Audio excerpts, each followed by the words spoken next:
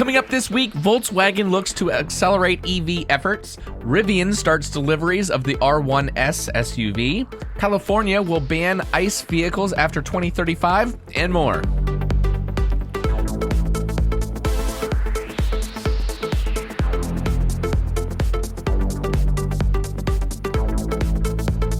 Hello, friends, and welcome to episode 119 of the EV Resource Podcast. I'm Zach Hurst, and each week I bring you the latest EV news, information, and interviews with industry experts. I've got an exciting show lined up for you this week, but before we get to the news, I want to thank our podcast partner, Titan Auto & Tire, for their support. Titan has been with this podcast since the very beginning, and I've been taking my personal cars to them for years. They now have 3 locations in Central Virginia to handle all of your EV maintenance and repair needs. Yes, EVs need some maintenance too. For more information and to schedule an appointment for your vehicle, head over to TitanAutoTire.com. That's TitanAutoTire.com. A quick reminder that the Electric Vehicle Fall Festival is coming up in just 2 short weeks, taking place on September 18th from 10 to 5 at beautiful Dominion Raceway in Spotsylvania County. The EV Fall Fest is a celebration of the fun and excitement of electric vehicles. If you're not an EV owner yet, come check out the 20 models of EVs that will be on display, or even get a ride around the track by one of our EV owner volunteers.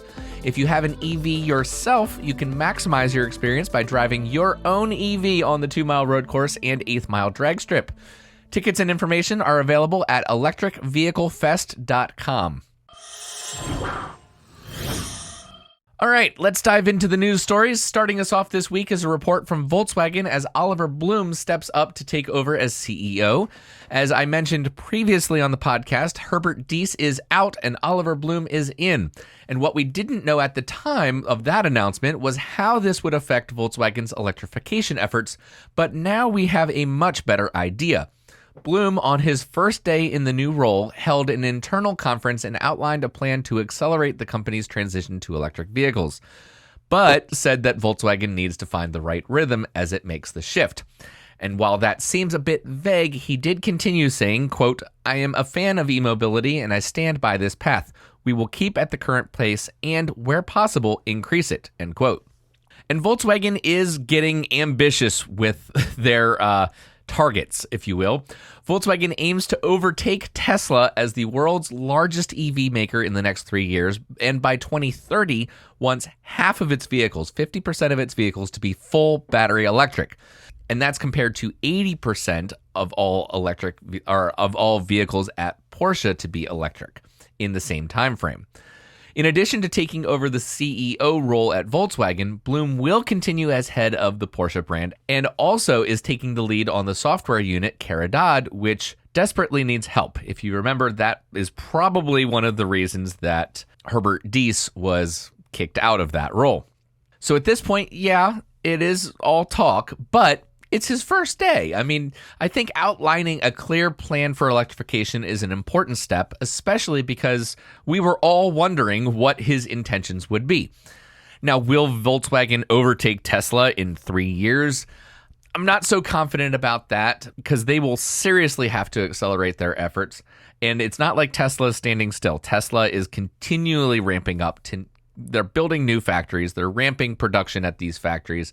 They're not standing still. So Volkswagen is going to really kick it into high gear if they want to actually hit that target. Next, another company is putting their money into the transition of electric vehicles, Toyota. Yes, it looks like the massive company is slowly turning the ship to meet consumer demand for EVs.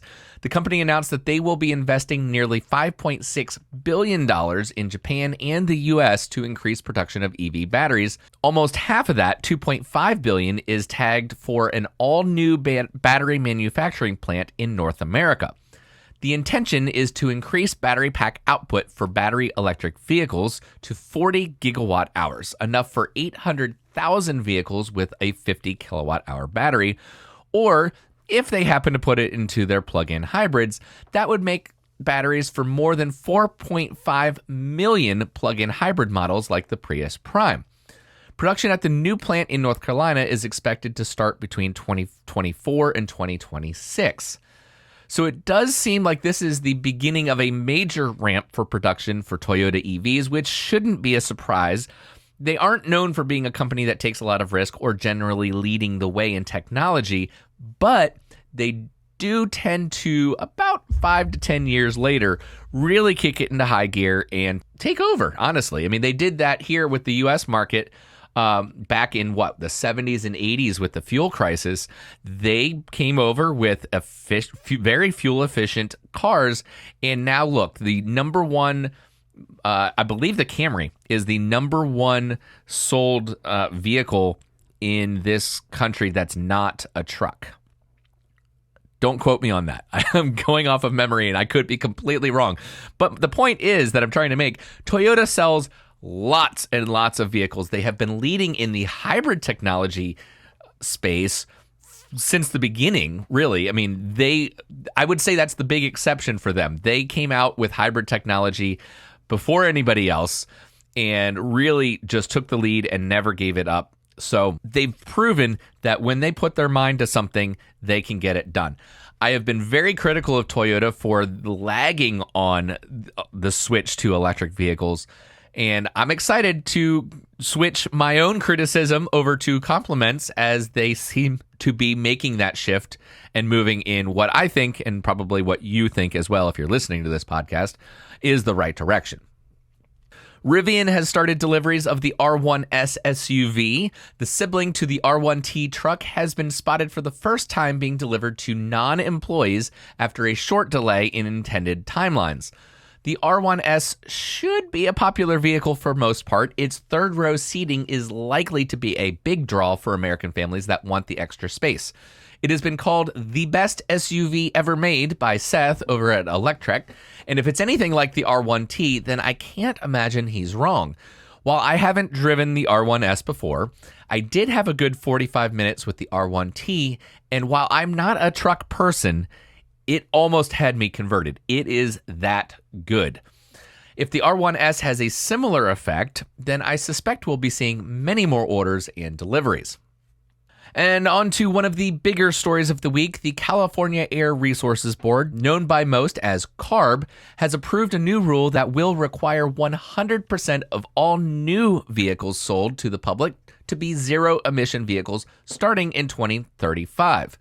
The reason this is so significant is that California is the biggest new car market in the country, bigger than some other countries, in fact, and even further outside of California, there are a number of other U.S. states that have adopted CARB emission standards.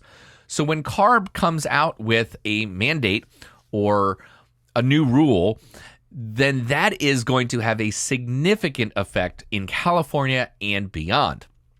And one of those other states happens to be Virginia, where I live. And honestly, I'm really excited about this move. Last year, Virginia legislators pushed through a bill that adopted the CARB vehicle emission standards and effectively tied Virginia to California in this way.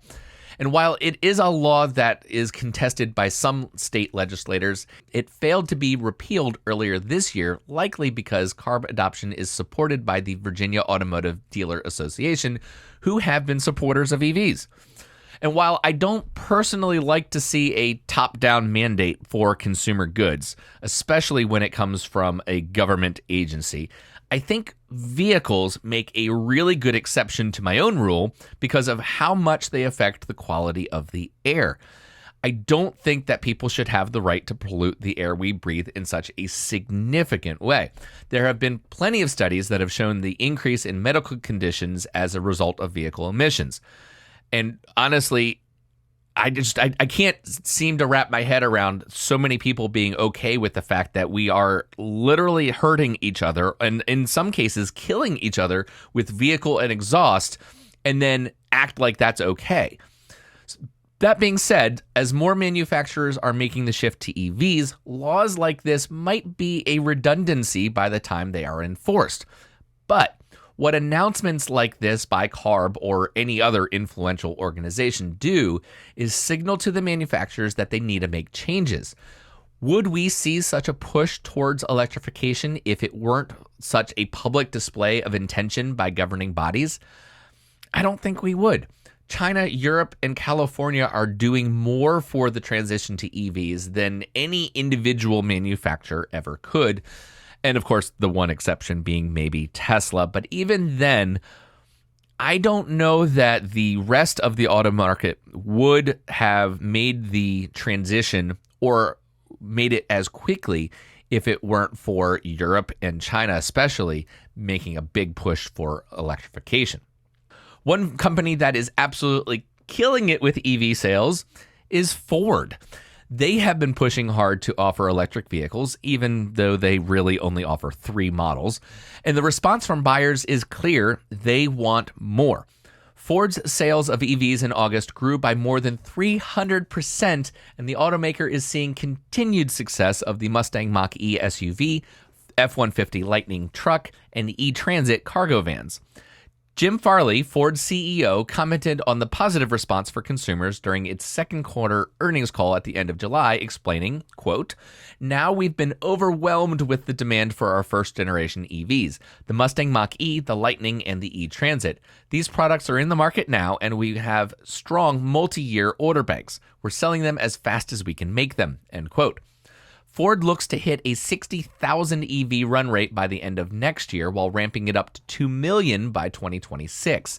That being said, Ford is locking up deals for critical battery minerals with suppliers like CATL to ensure it can hit its goals. After selling out initially, Ford reopened orders for the F-150 Lightning in early August with new pricing and updated colors. And then last week, Ford opened orders for the Mustang Mach-E, also featuring a price rise and 2 new colors. That doesn't seem to be slowing down the orders, though, even with the increase in price. The F-150 Lightning had its best month again, selling on dealer lots in just 8 days, its fastest turnaround. The EV truck sold 2,373 in August, 200 more than in July. The Mustang Mach-E, on the other hand, is in heavy demand despite being on the market for over a year now. Mach-E sales reached 3,120, up 115% from August of 2021. Yet, orders for the new Mach-E hit record levels of over 7,800 in the month of August. Ford's commercial E-Transit van dominates the EV market with over a 90% share. The automaker sold 404 E-Transits in August, and if you haven't been to a Walmart near you, you might spot one there. I have been to a few around where I live, and they are making deliveries with E-Transits. So the feedback overall has been impressive, with Ford claiming the second spot in the U.S. EV sales market in August behind Tesla. Here's a breakdown of Ford EV sales to date for 2022. For the Ford F-150 Lightning, they've sold just shy of 7,000 models, 6,842. The Mach-E, of course, is their big seller, 25,765 models, and the E-Transit just shy of 4,000 at 3,938. So even though interest rates are rising and prices of models are going up, Ford's EV sales are not slowing down. August shows that EVs are in high demand and automakers are struggling to keep up. They are going to sell every single one they can make for potentially years.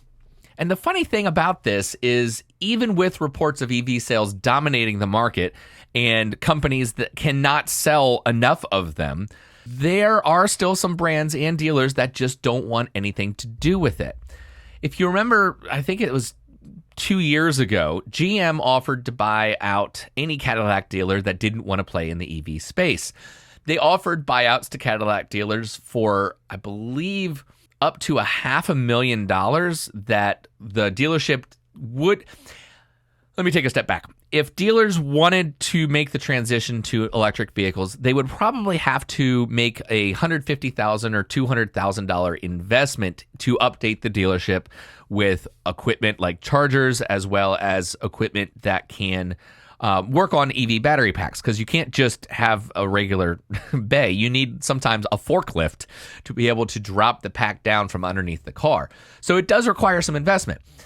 Around 175 Cadillac dealerships actually took the buyouts, and what GM is doing now is offering a similar deal to its Buick dealers.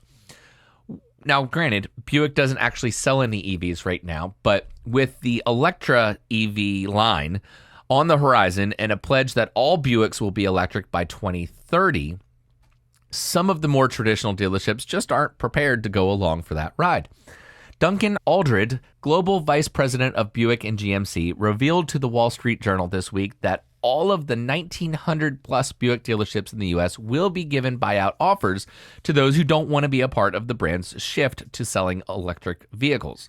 Buick is requiring its dealers to invest in charging stations and other store upgrades as a part of this change. Buick has announced that all of its EVs will carry the Electra name, and the first Electra should go into production in 2024 as a 2025 model. All new Buicks sold in the US and Canada after that date will not only be electric, but the brand will exclusively sell SUVs in the future. There aren't many details known about the first Buick Electra, but it's safe to expect that it will use GM's Ultium battery pack technology with about 100 kilowatt hours of capacity. That should be good for 300 or more miles of range, and pricing is expected to start around $50,000. So what do you think about the buyout options? I mean, even $500,000, $500,000 might seem like a lot to you or me, but that's a small amount for some dealerships that can often be bringing in $1 million or more of revenue per month from sales and service. So do you think we'll see a large number of Buick dealerships taking the buyout? Or will they fall in line and prepare for the transition? So that's your show for this week. Thank you so much for listening. Please, if you would, give a 5-star review on Apple Podcasts, or if on other platforms there are ways of reviewing the show or sharing it, then go ahead and do that. It helps because then more and more people are going to be able to find the EV Resource Podcast. And then, of course, we can just reach more ears and hopefully affect more minds. If you want to listen to any of the previous shows, you can find them on the webpage, ev-resource.com, under the podcast section, and on many of the major podcast platforms. And if podcasts aren't the only way that you consume EV content, then I would encourage you to check out the EV Resource YouTube channel and sign up for the monthly magazine. It's digital, it's not print, but hey, it's words and sometimes pictures. Well, always pictures. But if you like that kind of thing, check it out. I do want to celebrate a new patron to the EV Resource family. So everybody scoot over and make room for Eric Weber at the producer tier. Eric is a longtime listener of the podcast, and Eric, I really appreciate your support. As I've mentioned so many times, Patreon is completely optional, and I'm humbled that anybody would be willing to take their hard-earned money and give it to me. I mean, obviously, I am providing, hopefully, a lot of value in much more than just $5 or $10. But still, it's something that blows my mind, and I'm very appreciative of that. If you are not Eric, and you want to support the EV Resource podcast and magazine, YouTube, etc., tiers do start at $5 or $10. You can head over to patreon.com/EV Resource. And as always, I want to thank Rajeev Narayan and Christopher Hall for leading the pack at the executive producer tier, and Charles Hall and now Eric at the producer tier. And there is more room, so feel free to check it out. I invite your feedback via email to hello@ev-resource.com. And you can find EV Resource on social media like Facebook, Twitter, Instagram, and LinkedIn, so feel free to follow along there. I haven't found the time or energy to figure out TikTok yet, so don't look for us there because I'm not doing that at this point. Maybe someday, but I think I would have to have a lot more time to create these short videos instead of kind of some of the longer form stuff that I put on YouTube. But that is all for this podcast. So thank you so much for being with me, and I'll catch you next week.